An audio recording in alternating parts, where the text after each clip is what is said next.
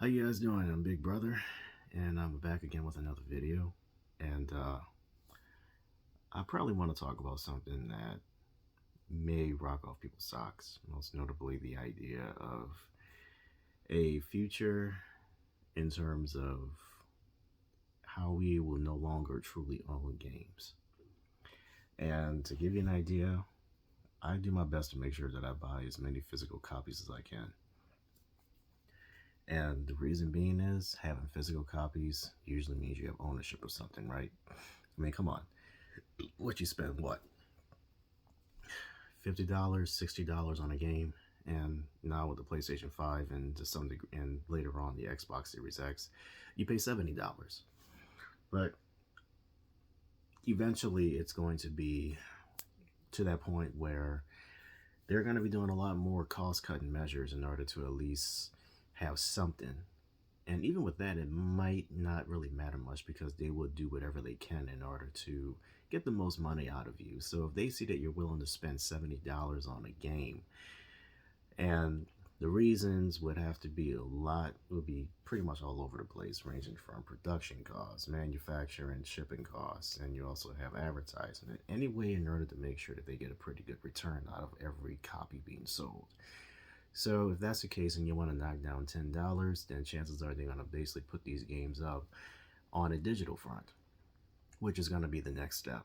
And the whole all digital future may seem like it's going to happen a lot sooner than what we may expect.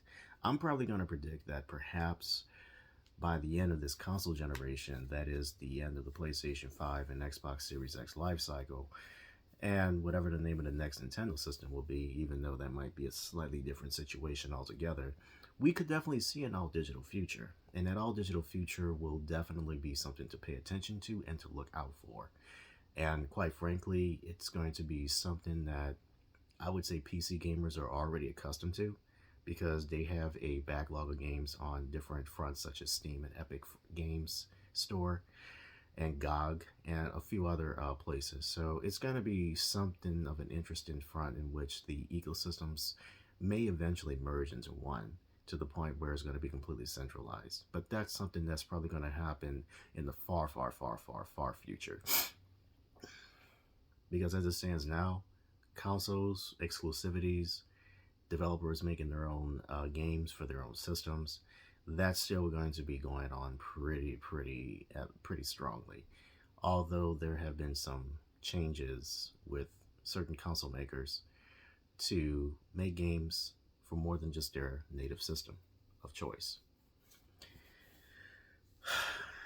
Whether or not you might think it's a scary thing or not, it's going to be an inevitable outcome. So the question is, what sort of measures do you think you'll be able to continue forward with the idea that an all-digital future will come into play with new systems? Or do you think there might be some opportunity for a company to just create cartridge-based systems or some sort of storage service that would allow you to own the games that you have purchased already and store them in some sort of cloud, in a third-party cloud system, or something that would definitely give you the illusion that you have ownership still? But I will say this: it's probably better to go into an all-digital future than an all-cloud future, because that is when you know very well that you are going to be extremely screwed out of a proper gaming experience. I grew up with video games since the 80s, and I started off with consoles, and I still play console systems, and I do dabble in the PCs as well. But ultimately, it's going to be a wild ride. So, anticipation and wait.